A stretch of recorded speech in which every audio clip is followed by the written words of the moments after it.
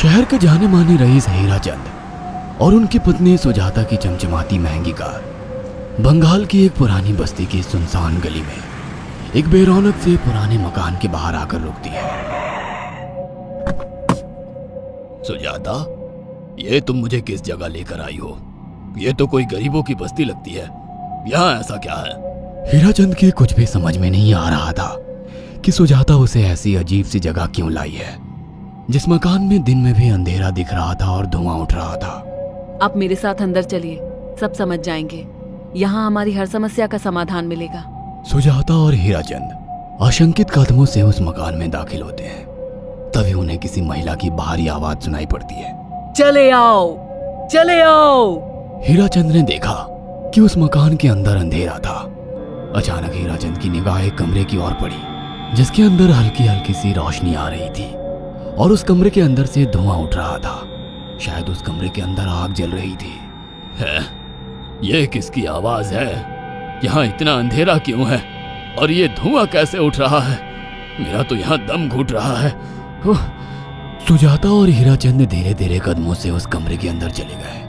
अंदर वाले कमरे में बिखरे बाल वाली एक खूबसूरत सी बूढ़ी औरत सामने जल रही आग में एक मुर्गी की गर्दन काटकर उसका खून गिरा रही थी और मुर्गी का शरीर छटपटा रहा था।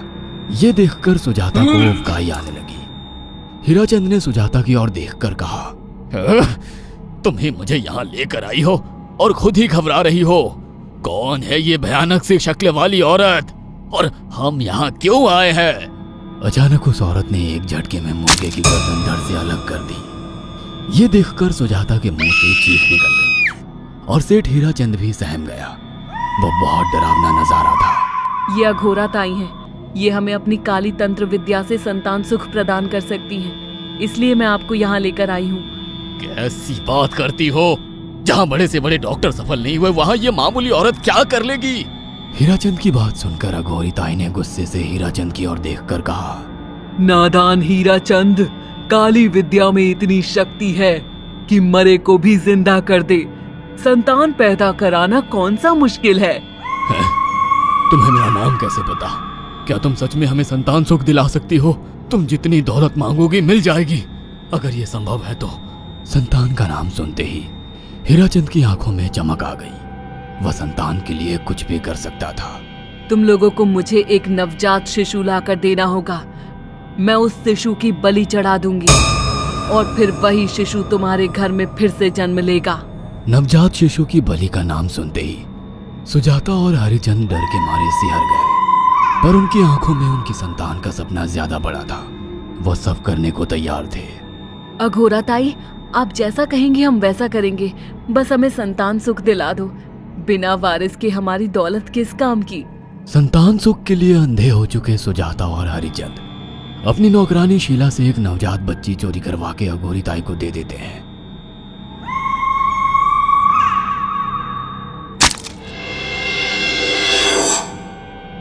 उस शिशु की बलि से सुजाता गर्भवती हो जाती है। देखा आपने अघोरा की तंत्र शक्ति? मुझे उस पर पूरा भरोसा था। चलो चलकर उन्हें धन्यवाद कहते हैं। हीराचंद और सुजाता अघोरा ताई के पास पहुंचते हैं। वो दोनों बहुत खुश थे और अघोरा पर उन्हें अंधविश्वास हो गया था। अघोरा ताई, आप महान तंत्रिका है। आपने वो चमत्कार कर दिखाया जो बड़े बड़े डॉक्टर नहीं कर सके। ये काली विद्या है बेटा। अगर तुम दोनों चाहो तो मैं इस विद्या से तुम दोनों को हमेशा के लिए जवान बना सकती हूँ। क्या सच में ऐसा संभव है? हाँ बिल्कुल, पर इसके लिए तुम्हें जवान लड़के और लड़कियों की बलि चढ़ानी होगी। तुम उन्हें यहाँ तक लाओ, बाकी मैं देख लूंगी।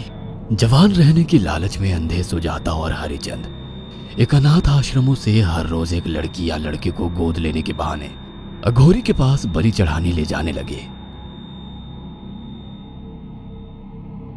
और एक दिन अघोरी ताई ने हीराचंद और सुजाता से इंसानी मांस खाने को कहा। पूरी तरह से इंसान से हैवान बन चुके अब वो दोनों इंसानी मांस खाने के लिए तैयार भी हो गए। ये गर्म खून और मांस खाकर तुम लोगों की उम्र भी बढ़ जाएगी। खाओ इसे। हाँ, सच में ये इंसानी मांस बड़ा स्वादिष्ट है। अघोरा ने अपनी बातों में फंसाकर सुजाता और हरिचंद को नरभक्षी बना दिया था। वो तीनों हर दिन बलि चढ़ाकर खून पीकर मांस खाने लगे।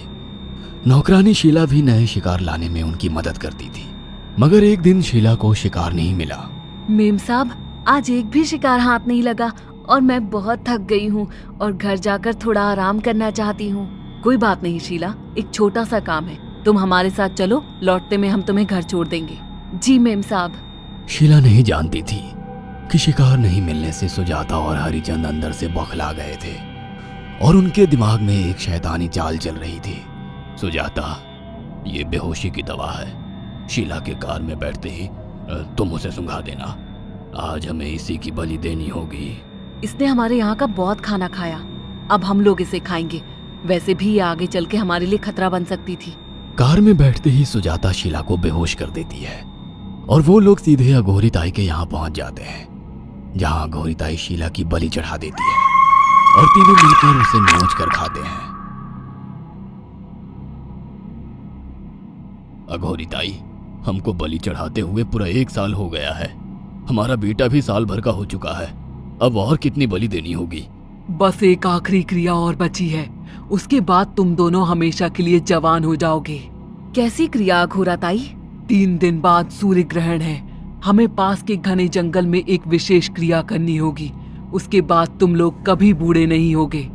कितना अच्छा होगा, हम हमेशा जवान रहेंगे और सालों साल तक अपनी दौलत से ऐश करेंगे। हाँ, सच कहा। अघोरा ताई ने हमारे हर सपने पूरे कर दिए। 3 दिन बाद बंगाल के बियाबान जंगल में कोहरे और ओस से भीगे पेड़ों के बीच एक घने बरगद की बेलों पर कटे इंसानी सिर लटक रहे थे, जिसमें से खून टपक रहा था। काले जादू का सामान भी रखा था। कितनी भयानक जगह है ये, हर तरफ कटे हुए सर लटक रहे हैं। थोड़ी देर में सब समझ जाओगे। बैठ जाओ और मेरे साथ ये मंत्र दोहराओ। ओ, अघोरा, ये किन लोगों की कटी हुई गर्दनें हैं? आप यहाँ क्या करने वाली हो? हीराचंद की बात सुनकर अघोरा जोर जोर से हंसने लगी और उसने एक शैतानी हंसी हंसते हुए हीराचंद की ओर देखकर कहा, तुम जैसे ही लोगों ने अपनी इच्छाओं को पूरा करने के लिए इन लोगों की बलि चढ़वाई है और फायदा उठाया है। अब तुम दोनों आंखें बंद करके यहाँ बैठ जाओ और मेरे साथ मंत्रों को दोहराते जाओ। अघोरा ने सुजाता और हरिचंद को वशीकरण मंत्र और काले जादू के इस्तेमाल से सम्मोहित कर दिया और देखते ही देखते वो एक भयानक डायन में बदल गई और चीखती हुई बोली, अब मैं तुम दोनों की बलि चढ़ाकर अमर हो जाऊंगी, क्योंकि तुम लोगों ने 100 लोगों की बलि का खून पिया है। देखते ही देखते उस डायन ने फरसे से एक एक करके सुजाता और हरिचंद की गर्दन काटकर जल रही आग में बलि चढ़ा दी और उनका गर्म खून पीने लगी। जब तक तुम जैसे मूर्ख और लालची लोग अपने फायदे के लिए दूसरों को मेरे पास लाते रहेंगे, मैं उनका फायदा उठाकर ऐसे ही उनकी बलि चढ़ाती रहूंगी। दरअसल अघोरा एक डायन थी और अपना स्वार्थ पूरा करने के लिए उसने हीराचंद और सुजाता की लालच का फायदा उठाकर उनकी भी बलि चढ़ा दी। बुरे काम का बुरा ही नतीजा मिलता है। अगर आपको हमारी ये कहानी पसंद आई हो तो इसे लाइक और शेयर करना ना